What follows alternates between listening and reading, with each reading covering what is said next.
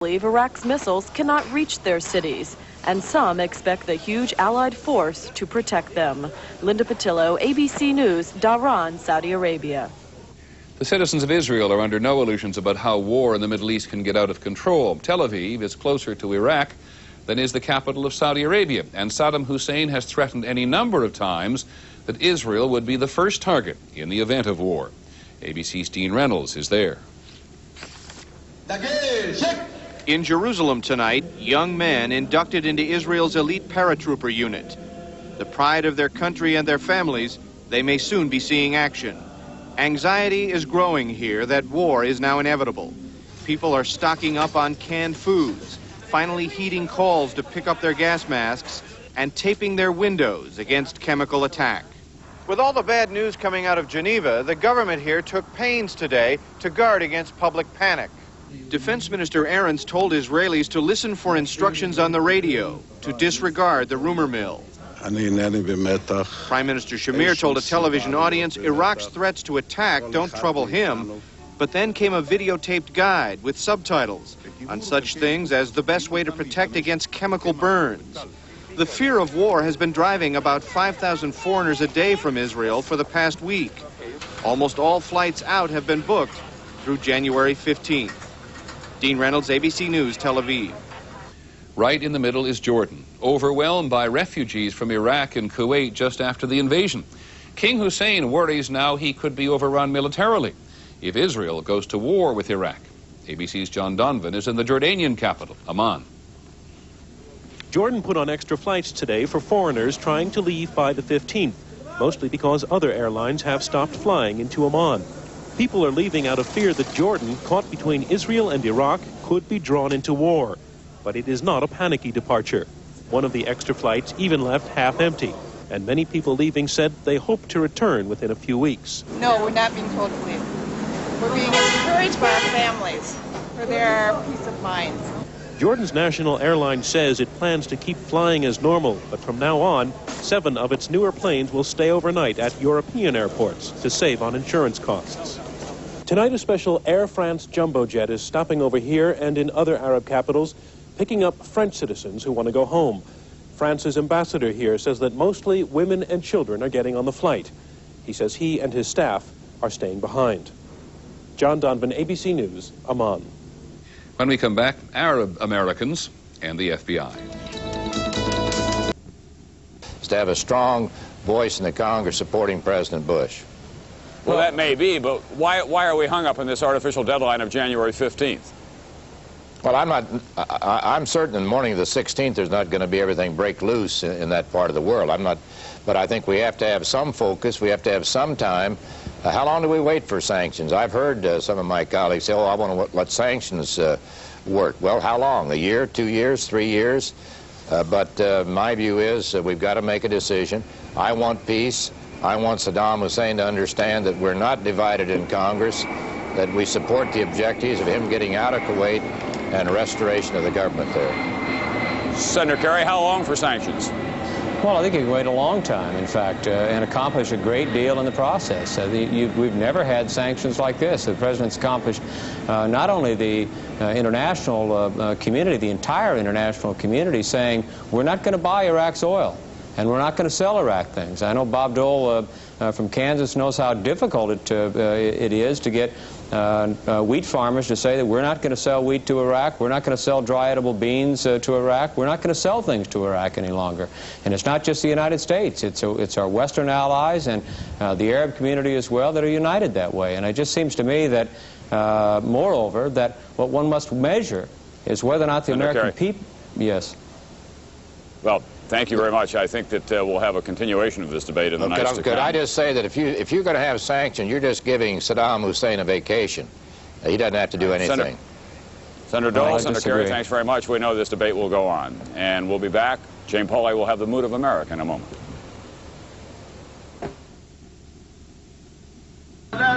In the Arab American neighborhoods around Detroit, reaction to the planned FBI interviews ranged from indifference to indignation. Grocer Jean Poid said she would cooperate but had nothing to tell the FBI. We don't see no terrorists here. But some Arab Americans are outraged the FBI would seek them out for questioning. We don't feel it's necessary to be snooping around in our community looking for things that don't exist. The FBI plans to interview more than 200 leaders in Arab American communities across the country. It calls the questioning informal and voluntary. This quick exchange of information could be the necessary safeguard if a certain group does move to commit an act, either abroad or here in this country, against our interests. But some Arab Americans consider that intimidation. It has a chilling effect. I mean, it makes you feel as if you are the one who is suspect. The FBI insists its plans to contact Arab Americans are also aimed at protecting them against violence and discrimination, but many are skeptical. Since when did the police come knocking and saying, have you had any trouble lately? Has anybody been harassing you? Has anybody been beating up or threatening you? People volunteer that information to the police, not the other way around. In this community, many believe the FBI interviews will cause others to question the loyalty of Arab Americans and lead to the very kind of backlash the FBI says it wants to avoid. Time for the trade embargo to work. The showdown in Congress comes as the UN Secretary General is heading off tonight on a last-ditch diplomatic mission to Baghdad. From Capitol Hill, Chief Washington Correspondent Bob Schieffer begins our coverage. It is an extraordinary group of House members, ranging from liberal Democrats to conservative Republicans, sponsoring what the president wants, a resolution authorizing him to use force if that's what it takes. It is our very profound conviction that this is not a Democratic issue, it is not a Republican issue, it is an American issue. The House Republican leader used history, an infamous example of appeasement, to make the president's case that failing to take on Saddam now will only produce tragedy later. Saddam Hussein has more tanks, more planes, not sure about the ground forces today, than Adolf Hitler had when Chamberlain came back with that infamous people paper peace in our time. And those of us who've had to go to bat, at a time in need, feel strongly that our younger generation not forget the lesson we learned in spades at that time. Across the Capitol, the Senate Majority Leader argued the other side. Give sanctions more time to work. Don't give the president a blank check to start a war without the specific approval of Congress. Just this morning, I heard it said that there may be only a few thousand American casualties. But for the families of those few thousand, the fathers and mothers, husbands and wives, daughters and sons, the word only will have no meaning. And the truly haunting question, which no one will ever be able to answer, will be, did they die unnecessarily? There has been a direct answer to that issue by the administration, by President Bush, who has said that he believes that if we do not act now, that more will die. The administration is using everything it can to press its case. Warner of Virginia produced a letter from CIA Director Webster, who now says sanctions really won't do the job. And the feeling on both sides now is that sometime this weekend, the president will get the voter support he wants from this Congress, both the House and the Senate. But it's going to be very close in the Senate. Senators on both sides told us tonight the president will win there by 3, maybe 4 votes. Dan? Thanks, Bob. Secretary of State Baker flew from Geneva to Saudi Arabia today. He briefed the Gulf allies on the diminishing chances for peace and stepped up plans for war. Bill Plant reports. We, of course, have had After the deep disappointment of yesterday's failed talks, Baker went out of his way to sound optimistic about the prospects for avoiding war.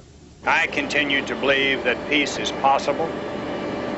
We certainly continue to strongly prefer a peaceful and political solution. I believe that the path to peace is open. The choice is that of the government of Iraq.